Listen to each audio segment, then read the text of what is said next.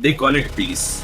They call it dialogue. But for the people of Ladakh, the last 8 days have shown that when promises are delayed, silence breaks, often violently. This is the story of Leh.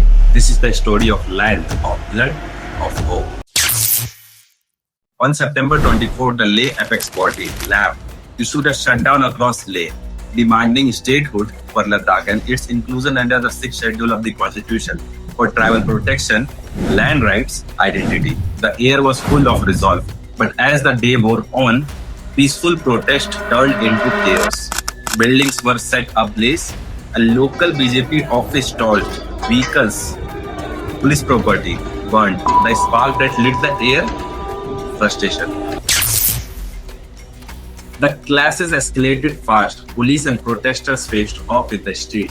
Tear gas, batons, even firing. At least 70 to 80 people injured, including over 40 police and CRPF security personnel. Others among protesters injured badly, some critical. Leh was sealed. A curfew under Section 163 enforced. Gathering of more than 5 people banned. School and colleges ordered closed for at least 2 days. Over 50 people detained while authorities tried to contain the unrest. As tension and grief rose, so did the government action. Wangchuk, climate educator, reformer, and a voice of the statehood movement, was arrested on September 26, following allegations by the government that his speeches and hunger strike incited violence. His NGO, SECMOL, Students' Educational and Cultural Movement of Ladakh, lost its FCRA license. The Ministry of Home Affairs cited multiple claimed violations in undisclosed foreign funds, deposits violating FCRA provisions, and studies of sovereignty from Sweden-based donors as against national interest. Some specific allegations.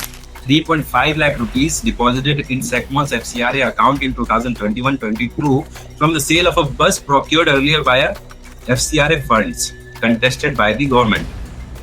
Another one, 4,93,205 from Sweden for workshop and studies, migration, environment, and sovereignty, which authorities judged to be objectionable under national interest grounds. Funerals of the 4 slain carried out, the Apex Body Leh, ABL called them martyrs. Heavy security tightly controlled attendance. Emotions raw.